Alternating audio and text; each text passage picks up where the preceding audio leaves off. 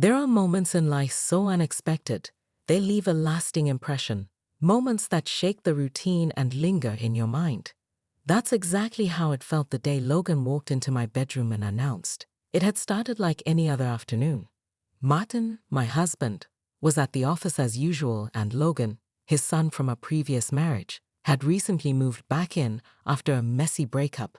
Since his return, the atmosphere at home had been awkward, both of us tiptoeing around each other, careful not to stir up past tensions. I was in my bedroom, trying on dresses for an upcoming charity event. One dress didn't fit quite the way I remembered, so I slipped it off and tossed it onto the bed. Standing there in just my bra and underwear, I sifted through the closet, looking for another option. And then it happened. The door swung open. "Charlotte, did you?" Logan's voice cut off mid-sentence.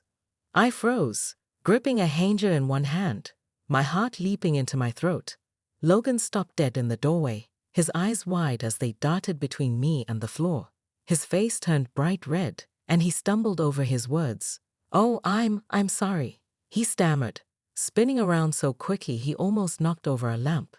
"Logan," I gasped, grabbing the nearest thing, a throw blanket, to cover myself. The door slammed shut behind him, leaving me standing there, my pulse racing, my cheeks burning with a mix of humiliation and something else I couldn't quite name. We both wanted to forget that moment, to move on as if it had never happened, but we couldn't. Logan's return to the house had already thrown me off balance. Martin hadn't even consulted me before deciding. One evening over dinner, he'd casually dropped the news, barely glancing up from his phone. "Logan needs a place to stay for a while," he said. "You don't mind, right?"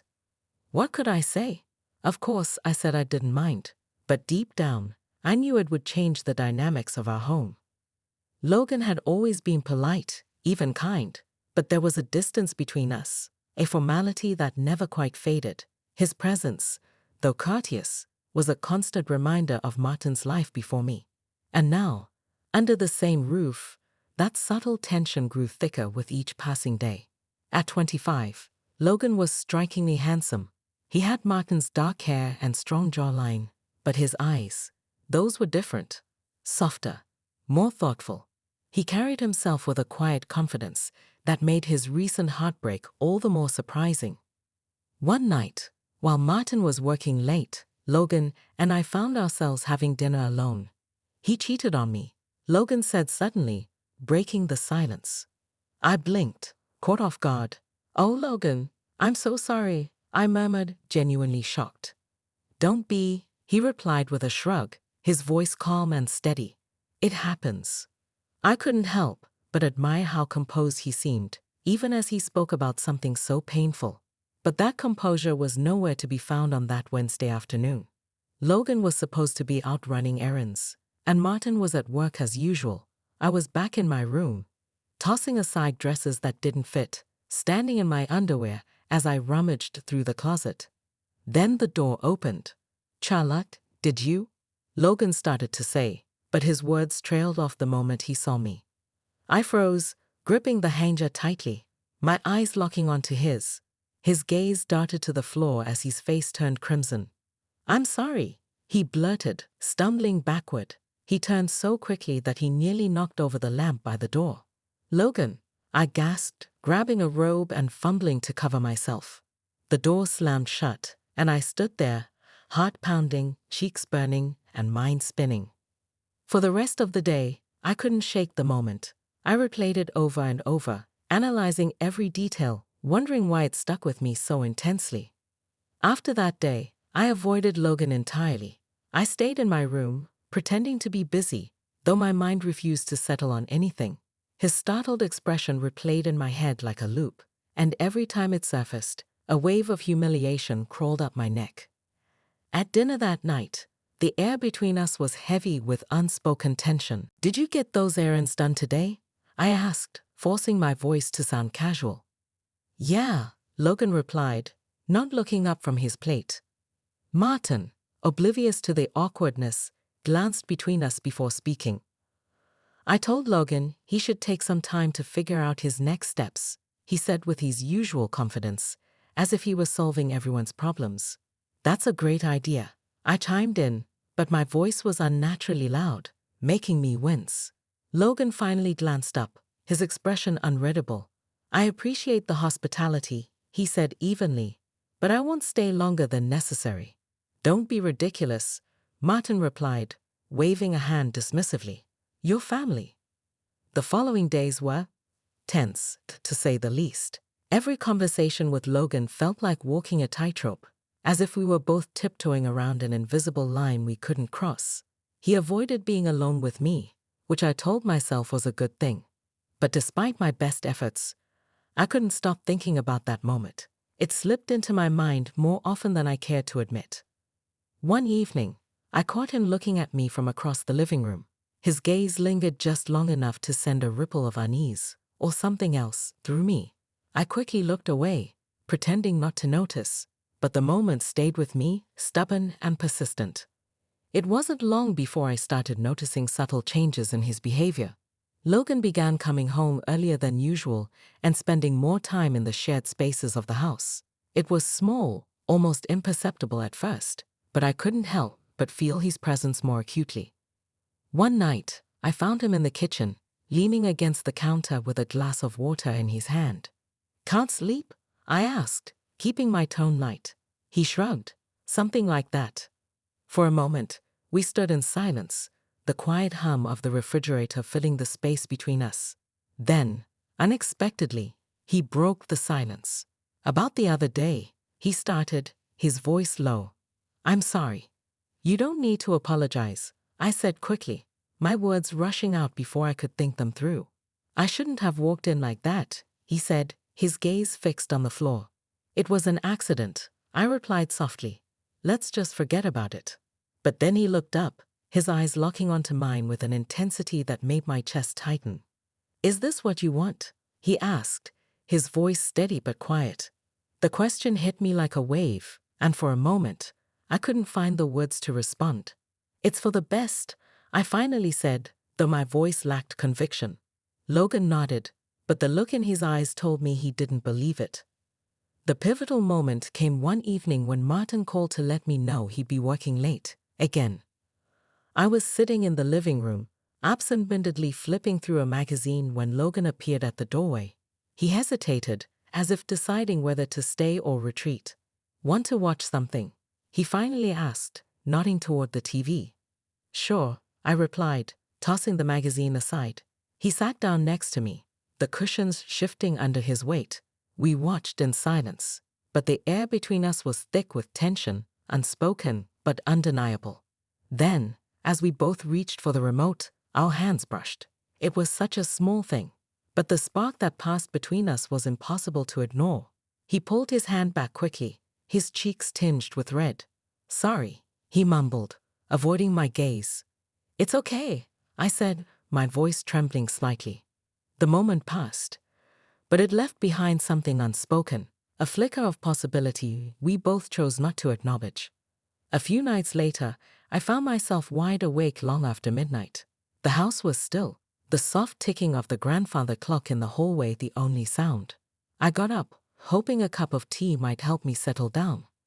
When I walked into the kitchen, I found Logan already there. He was sitting at the table, a mug of coffee in his hands, his expression distant. The warm glow of the under-cabinet lights cast shadows on his face, making him look older, more worn than his 25 years. "Can't sleep either?" I asked, leaning against the doorframe. He looked up, startled, then offered a small, tired smile. "Something like that." I made myself a cup of tea and sat across from him. For a while, neither of us spoke, the silence oddly comforting. Then, unexpectedly, he broke it. "Have you ever felt stuck?" he asked, his voice soft but steady. "Stuck," I repeated, tilting my head. "Like you're just going through the motions," he said, staring into his coffee. "Doing what everyone expects of you, but never really living for yourself." His words hit a nerve I wasn't prepared for. I paused, unsure how to respond, but finally I nodded. "Yes," I said quietly, more times than I cared to admit. Logan's gaze lifted, meeting mine. His eyes were piercing, searching. "What are you going to do about it?" I hesitated, the weight of the question pressing down on me. I don't know, I admitted. I spent so much time putting other people first. Martin, this house, that I've never really thought about what I want.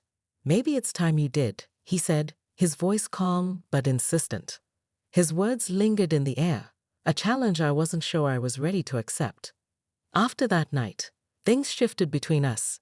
It was subtle at first, a gaze that lasted a moment too long, a brief brush of hands as we passed in the hallway. One afternoon, I was in the garden, pruning the roses, when Logan joined me. "Need some help?" he asked, crouching beside me. "Do you even know how to prune a rose bush?" I teased, glancing at him with a smirk. He grinned. "Not a clue." I chuckled, handing him the pruning shears. "Well, try not to kill it." As we worked side by side, I felt a sense of ease I hadn't experienced in years. Logan's presence was grounding, soothing in a way that caught me off guard. "You're pretty good at this," I remarked, watching as he carefully snipped at a branch. "Beginner's luck," he said with a shrug. "No, really," I insisted. "You've got a good eye for detail." He looked at me then, his expression softening. "Maybe I learned it by watching you." The compliment caught me off guard, leaving me momentarily speechless.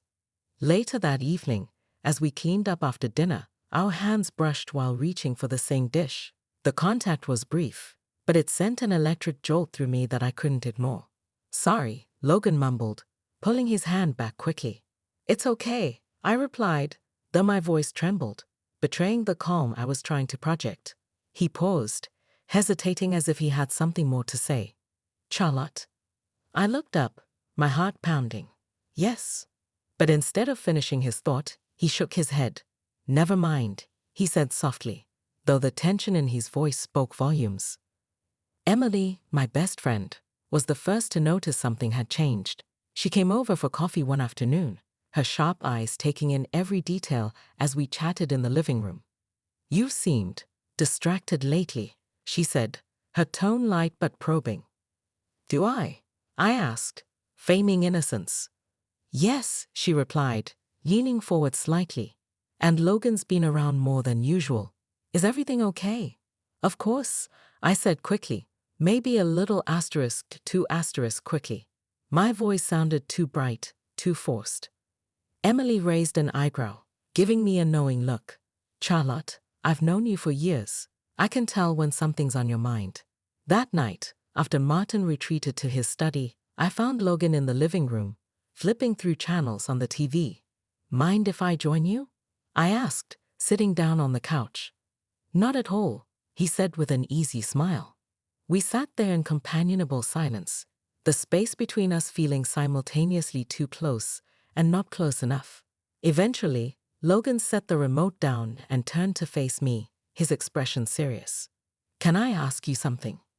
"Of course," I said, though my heart was pounding. "Do you ever regret marrying my father?" The question caught me off guard, and I hesitated, unsure how to answer. "I don't regret anything," I said carefully. "But sometimes I wondered if I made the right choice." Logan nodded, his gaze steady. "I've been thinking a lot about choices lately," he said, his tone reflective. "What kind of choices?" I asked, turning to look at him. "Like, what it means to follow your heart," he murmured, his eyes locking onto mine. The room seemed unnaturally quiet, the air thick with unspoken words. Before I could think, I reached out and placed my hand on his. "Logan," I started, but the rest of my sentence caught in my throat. "You don't have to say anything," he whispered, leaning in slightly, his eyes searching mine. For a moment, time seemed to stand still, a delicate, fragile moment suspended in the air, neither of us daring to break it. But just as things between us reached a tipping point, Sierra, his ex-girlfriend, came crashing back into his life. She showed up unannounced one day, her polished appearance a stark contrast to the chaos she'd left behind. "Logan," she said sweetly as she walked inside, her voice dripping with familiarity. "I've missed you." "What are you doing here, Sierra?" Logan asked, his tone cautious. "I wanted to talk," she said, her bright smile unwavering. I stayed in the kitchen, out of sight but within earshot as they spoke. "I've been thinking about us," Sierra said, her voice soft and persuasive. I made a mistake, Logan. I want to fix things. There's nothing to fix, Logan replied firmly. Don't be like this, she urged. We were good together. As their conversation continued, an ache of jealousy knotted in my stomach. Later that evening, I was tending to the garden, trying to lose myself in the rhythmic snip of pruning shears, when Logan appeared. He stood silently for a moment before speaking. Sierra isn't staying, he said, his tone resolute. I didn't ask for details. I didn't need to. Okay, I said simply, my voice quiet but steady. His tone was steady, warm, and reassuring as he stepped closer. You don't need to worry about her. I looked up at him, my heart racing. You don't have to lie to me, Logan, he whispered, his voice soft but certain. Before I could respond, he reached out, gently tucking a strand of hair behind my ear. The touch was so delicate, so intimate, it left me breathless. That night, the fragile thread holding us back snapped. After Logan's quiet reassurance in the garden, something shifted. The boundaries between right and wrong blurred, and eventually, they disappeared altogether. At first, it was subtle, lingering touches, stolen glances. But the secrecy only added to the thrill. Every shared moment felt like a gamble, yet with each one, the connection between us deepened. One morning, after Martin left early for work, I sat in the kitchen with my coffee, trying to gather my thoughts. Logan appeared in the doorway, his hair tousled, his t-shirt wrinkled. Morning, he said, his voice still thick with sleep. Morning, I replied, my heart quickening. He poured himself a cup of coffee and leaned casually against the counter, his eyes never leaving me. You're up early, he said, breaking the silence. So are you, I said, trying to sound nonchalant. For a moment, we stood there in a charged silence, the tension between us impossible to ignore. Then, he slowly crossed the room and sat beside me at the small breakfast table. Charlotte, he said softly, his voice low and deliberate. I looked at him, my pulse racing. Yes. His fingers brushed against mine, sending a shiver through me. I can't stop thinking about you, he confessed, his gaze piercing.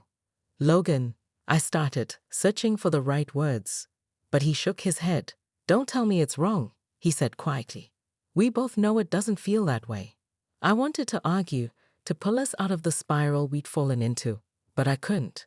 Instead, I let him hold my hand, his warmth silencing any protest I might have had. As the days turned into weeks, Logan and I mastered the art of secrecy. We found ways to steal moments together, quiet afternoons in the garden, a shared hour in the study while Martin was away. Every fleeting interaction was exhilarating, but it was also exhausting. The constant fear of discovery hung over us like a shadow, threatening to unravel everything. Emily, ever observant, began to notice the subtle changes in me. One afternoon, she stopped by unannounced, catching me on the staircase. Charlotte, she said, her sharp eyes narrowing. You've been avoiding me. I've just been busy, I said quickly, forcing a smile. Too busy for your best friend? She asked, her tone light but pointed. I hesitated, unsure of how to respond. It's not like that, I finally said. Then what is it? She pressed, her voice calm but unyielding. Because something's going on, and I think I know what it is. Her words sent a chill down my spine, but I forced myself to remain composed. I don't know what you're talking about, I said, keeping my tone neutral. Emily studied me for a long moment before sighing. Just be careful, Charlotte. Whatever you're doing, it's not worth losing everything. Her warning stayed with me long after she left, echoing in my mind like a bell I couldn't unhear. Sierra's sudden and increasing presence only added to the tension. One evening, she arrived unannounced, her cheerful grin masking her real intentions. I thought I'd bring dinner, she said brightly, holding up a bag of takeout. That's thoughtful, I replied, trying to hide my irritation. Thank you, Sierra, Logan said cautiously, his tone polite but distant. But you didn't have to. I wanted to, she said sweetly, her eyes fixed on him. I've missed us. The atmosphere in the room became unbearable, so I excused myself, retreating to the kitchen under the pretense of setting up the food. From there, I listened, each word of their conversation tightening the knot in my stomach. "I want to try again," Sierra said, her tone almost pleading. "There's nothing to try," Logan replied firmly. She laughed, but it was brittle. "You're hiding something. I can feel it." I held my breath, silently willing him to hold firm. Logan didn't falter.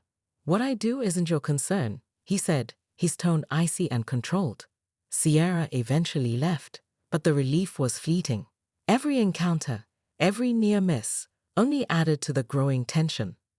One evening, Martin came home earlier than expected. Logan and I were in the study, reviewing some papers, though the real reason we were there had nothing to do with work. The sound of the front door opening sent a jolt through both of us. "Charlotte?" Martin called out. "Are you in here?" I stood abruptly, putting distance between Logan and me, my voice tight as I replied, "Yes, I'm here." Seconds later, Martin appeared in the doorway, his brow furrowed as he took in the scene. "What are you two doing?" Logan was helping me organize some old files. I said quickly, gesturing to the pile of papers scattered across the desk. Martin's gaze lingered for a moment, suspicion flickering in his eyes before he nodded. "Dinner's ready." As soon as he left, Logan turned to me, his expression tense. "That was too close," he said, his voice low. "I know," I whispered, my heart still pounding.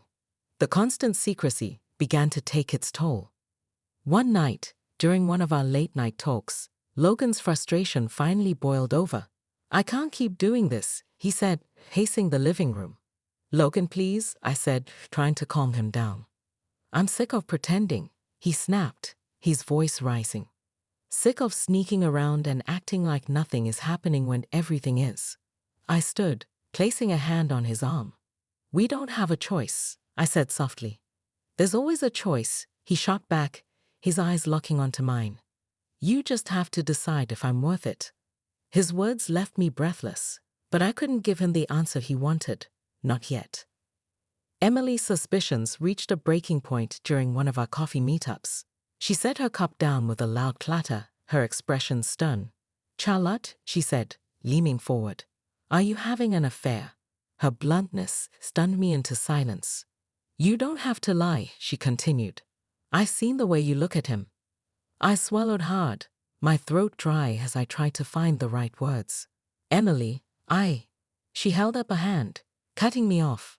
"I don't need details," she said sharply. "But think about the risk you're taking. Is it worth it?" Her words hit me like a punch, leaving me unsettled long after she left. Sierra, meanwhile, grew bolder. Her suspicions were no longer subtle. One evening, I overheard her and Logan arguing in the driveway. "You're hiding something," she accused, her voice shrill. "And I'm going to find out what it is." "Sierra," Logan said, his tone calm but firm. "You need to leave." "Not until I know the truth," she snapped. Their confrontation sent a wave of terror through me. If Sierra uncovered the truth, everything would come crashing down. The breaking point came when Sierra confronted me directly. She found me in the garden while Logan was away, her demeanor a mix of sweetness and menace. "Lovely roses," she said, stroking a blossom with deliberate care. "Thank you," I replied cautiously, my guard up. She turned to me, her smile sharp, almost brittle. "I've been thinking a lot about Logan lately," she said. "He's been different, reserved, secretive. Do you know anything about that?" I forced a smile, trying to sound casual. "Logan's been through a lot recently," I said. "I'm sure he just needs time." "Maybe," she said, cocking her head, her expression hardening. "Or maybe there's more to it." "I'm not sure what you mean," I replied, keeping my voice calm even as my chest tightened. She stepped closer, her eyes narrowing. "You'd better make sure there's nothing inappropriate going on. Logan deserves better than to get caught up in something messy." Her words hung in the air long after she left, a chilling warning I couldn't ignore. Later that evening, Emily showed up unannounced, her expression stormy as she pushed past me into the living room. "Charlotte," she said, her tone firm. "We need to talk." "Emily, this isn't a good time," I said, trying to deflect. "Too bad," she snapped, turning to face me. I've given you space, but I can't stay quiet anymore. No more excuses, Charlotte, Emily said firmly, shaking her head as I tried to interrupt. I know something is going on between you and Logan. And let me ask you, how long do you think it'll be before Martin figures it out? Her words hit like a punch to the gut. You don't understand, I said softly, barely able to meet her gaze. Then make me understand, she urged, her voice softening. Charlotte, I'm your friend. But what you're doing is reckless. You're playing with fire, and people are going to get hurt. I collapsed onto the couch, tears brimming in my eyes. I didn't mean for this to happen, I whispered, the words tasting hollow even as I spoke them. But it did, Emily said gently. And now you need to figure out what you're going to do about it. When I told Logan about Emily's confrontation, his reaction was immediate and intense. Who does she think she is? He snapped, pacing back and forth in the living room. She's my friend, I said hesitantly, trying to calm him. She doesn't understand, he said sharply, his tone full of frustration.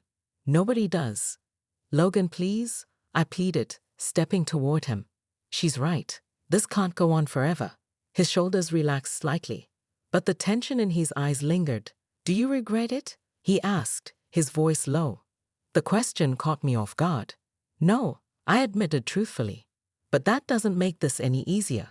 He stepped closer, his voice dropping to a whisper. We can figure this out. Together. For a moment, I wanted to believe him, but the weight of everything, Martin, my marriage, the life we were tearing apart, was impossible to ignore. The cracks in our carefully constructed facade began to show, and Martin noticed. His casual remarks about Logan's constant presence or my distracted demeanor started as subtle observations, but soon turned into something sharper, suspicion. One evening at dinner, his tone shifted. Logan, Martin began, setting his fork down. You've been spending a lot of time here lately. His eyes were sharp, his words deliberate. Logan froze, glancing at me before answering. I've just been helping around the house, he said, trying to sound casual.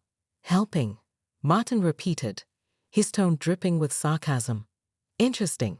I forced a smile, hoping to diffuse the tension. He's been a huge help with the garden, I offered, my voice overly cheerful. Martin held my gaze for a long moment before turning back to Logan. Maybe it's time you started looking for your own place.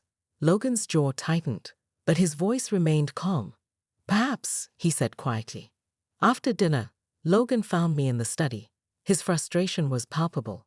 This isn't working, he said, his voice low but firm. I know, I admitted, my heart sinking. I can't keep pretending, he continued, desperation creeping into his tone. I need more than this, more than stolen moments and lies. Logan, please, I said, tears welling up. He reached for my hands, his grip firm. Come with me, Charlotte. Leave all of this behind. His words jolted through me, but I couldn't answer. The weight of my responsibilities, my marriage, my life, was suffocating. Before I could even process his request, Sierra escalated her suspicions. One evening, she confronted Logan in the driveway, her voice loud enough to carry through the neighborhood. I know what you've been doing, she shouted, her tone sharp and accusing. Logan stood his ground, his arms crossed. What are you talking about? Don't play dumb, she snapped. I saw you with her, Logan. I have proof. Her words hit like a dagger. My stomach dropped as I listened from the window, unable to move. If you deny it, Sierra continued, her voice trembling with anger, I'll make sure everyone knows. Logan didn't respond, but the damage had already been done. Back inside, Logan paced the kitchen, his frustration boiling over. We need to do something, he said, his voice hard. What do you mean? I asked, my voice shaking. Sierra isn't going to stop, he muttered, his jaw tight. If we don't do something, she'll ruin everything. But how? I asked, feeling helpless. I'll talk to Greg, he said firmly. No, Logan, I said, panic rising in my chest. Greg is dangerous. So is she, Logan replied, his tone final as he grabbed his coat and left the house. When Logan returned late that night, His expression was heavy with defeat. His shoulders slumped as he sank into the chair across from me, rubbing his temples. "What happened?" I asked, my voice barely above a whisper. "He knows," Logan said finally, his voice hollow. "Greg knows everything."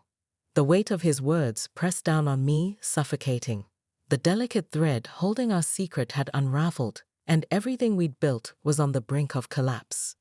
"Logan," I whispered, my breath catching as his words sank in. "Sierra told me everything," he said, his tone clipped and calm. "And now Greg is threatening to tell Martin unless we leave." "Leave? Together?" I asked, the weight of his suggestion crashing over me. Logan nodded, his expression firm. "It's the only way to stop him." For hours, I paced the living room, torn between responsibility and desire. Logan sat silently, watching me with an intensity that only added to the gravity of my decision. "What about Martin?" I finally asked, turning to face him. "What about the life I've built here?" Logan crossed the room, standing directly in front of me. "What life, Charlotte?" he asked, his voice quiet but forceful. "A life where you're invisible. Where your happiness doesn't matter." His words hit harder than I wanted to admit. "I can't just walk away," I said, my voice trembling. "Yes, you can," Logan replied, gently cradling my face in his hands. "You just have to choose me." But before I could make that choice, the decision was made for me. The next morning, Martin was waiting for me in the kitchen, his face pale, his phone clenched tightly in his hand. "Charlotte," he said, his voice trembling with barely contained rage, "is there something you'd like to tell me?" I froze, my thoughts racing. "I'm not sure what you mean," I said carefully. He slammed his phone onto the counter, the screen lighting up with a string of text messages. Between Logan and me, my heart stopped. "Don't lie to me," Martin shouted, his voice echoing through the kitchen. "I've seen the messages. I know what's been going on." I opened my mouth to respond, but no words came out. "How long?" he demanded, slamming his fist on the counter. "How long has this been happening?" Tears streamed down my face as I looked away, unable to meet his eyes. "Months," I finally admitted, my voice barely above a whisper. Martin let out a bitter, humorless laugh. "Months?" he spat. "While I was out working, building this life for us, you were, what? Throwing it all away?" Before I could answer, Logan entered the room, his expression tight as he assessed the situation. "This isn't just her fault," Logan said, his voice calm but steady. Martin turned on him, his fury shifting. "Don't you dare defend her," he hissed. "You were supposed to be my son, and this is how you repay me? By betraying me." "I didn't mean for this to happen," Logan said quietly. "But I love her." "Love," Martin repeated, his tone dripping with disbelief. "You think this is love? This is selfishness. That's all it is."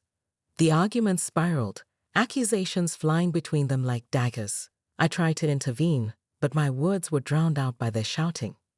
Finally, Martin's voice cut through, cold and final. "Get out. Both of you. Get out of my house." "Martin, please," I begged, tears streaming down my face. But he turned away, his jaw clenched in anger. "I don't want to hear it," he said bitterly. "You've made your choice." Logan and I packed in silence, the weight of what we'd done pressing down on us like a storm cloud.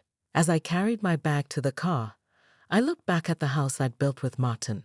A pang of sadness hit me, but I forced myself to keep moving. "Are you sure about this?" I asked Logan as we got into the car, my voice trembling. He didn't answer right away, his eyes focused on the road ahead. "Are you?" he asked quietly. I paused, the enormity of what we were doing settling over me like a heavy blanket. "I don't know," I admitted. Just as we reached the freeway, my phone buzzed with a notification. It was a message from Sierra. "I hope it was worth it," the message read, followed by a link. When I clicked it, my blood ran cold. Sierra had posted screenshots of our private messages on social media, along with a scathing caption. "Some secrets can't stay hidden forever." "They know?" I whispered, my hands shaking. Logan glanced at me, his jaw tightening. "Let them talk," he said. it doesn't matter anymore. But it did matter. Within hours, the fallout began. Friends and family distanced themselves, their judgments swift and merciless. Martin wasted no time filing for divorce, cutting all ties and leaving me to pick up the pieces of my shattered life. Logan tried to be my anchor, but the strain of our choices began to show. The cracks in our relationship grew harder to ignore. One evening, as we sat in the small apartment we'd rented, Logan finally broke the silence. "This isn't what you wanted," he said quietly, his gaze heavy with regret. Tears welled in my eyes as I looked at him. "It's not what you wanted either," I replied softly. For a long time we sat there in silence, the weight of our decisions pressing down on us. Finally, Logan stood, grabbing his coat. At the door, he paused, looking back at me one last time.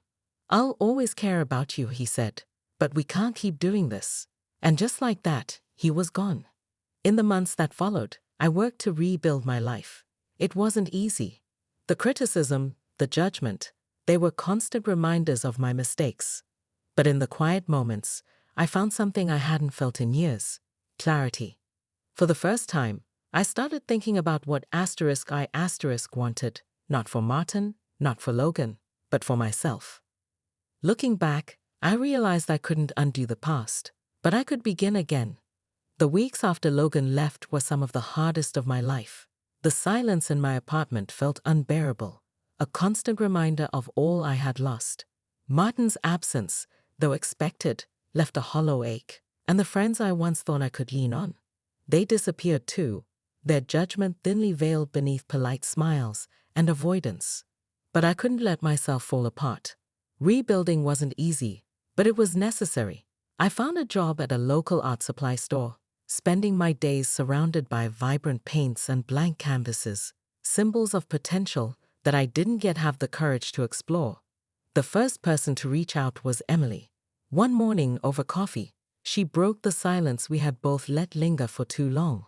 "I'm not here to lecture you," she said gently, her tone softer than the last time we'd spoken. Her eyes, however, still carried a trace of caution. "I appreciate that," I replied, wrapping my hands around the warm cup, using it as a shield. She studied me for a moment before asking, "Are you okay?" I paused, unsure how to answer. "I'm not sure," I admitted honestly. "But I'm trying." She nodded thoughtfully. "That's all you can do." Months passed, and life slowly began to stabilize. The wounds were scabbing over, though they still stung.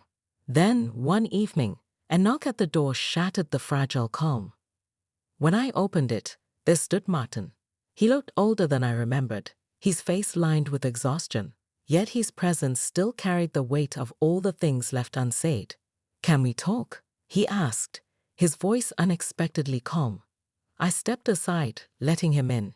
He didn't sit. Instead, he stood by the window, staring out at the street below. "I thought I'd hate you," he began quietly, his tone steady but tinged with sadness. "For everything you did, for everything you ruined." I sank onto the edge of the couch, my hands twisting nervously in my lap. "Martin, let me finish," he interrupted, turning to face me.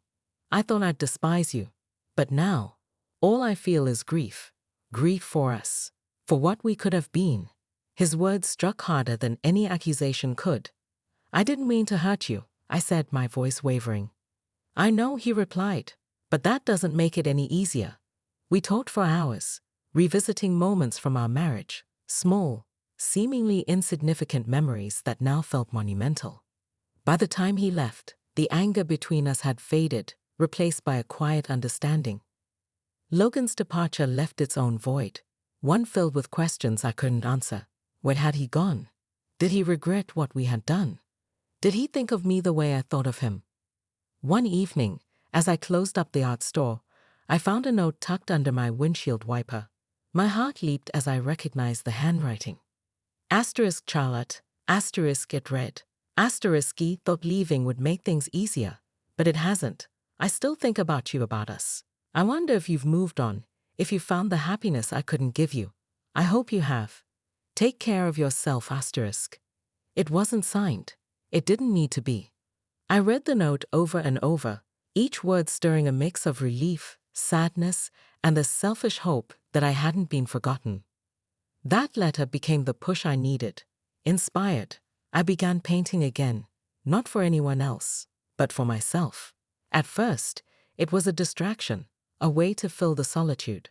But as the canvases came to life with vibrant colors, I started to feel pieces of myself returning, parts that had been lost long before Logan came into my life. One day, Emily stopped by unexpectedly, her eyes lighting up as she took in the paintings covering the walls. "These are incredible," she said, her voice full of wonder. "Thank you," I said, a hesitant smile tugging at my lips. "You need to show these," she insisted, her tone leaving no room for argument. "I don't know," I started, but she cut me off. "Don't doubt yourself, Charlotte. You have something worth sharing." A year after Logan left, he reappeared. It was at a gallery opening, my gallery opening. I spotted him across the room, and for a moment, the noise and movement around me faded into the background. He looked older, but the pull he had on me remained the same. "Charlotte," he said softly as he approached. "Logan," I whispered, my heart pounding. For a moment, we just stood there, the world around us fading. "You did it," he finally said, nodding toward the paintings on the walls. "I had to," I replied, my voice steady but full of emotion. He smiled, faint but genuine. "I'm proud of you." We talked for hours that night, catching up on everything and nothing. By the time the gallery emptied, the air between us was filled with a quiet understanding. When Logan left town again, his departure didn't break me the way it had before. This time, it felt like the end of a chapter, a bittersweet farewell to a story I would always cherish. Now, as I stand in my studio, surrounded by the colors and textures of my new life, I realize something important. The past will always be a part of me, but it doesn't have to define me. For the first time in years, I feel at peace.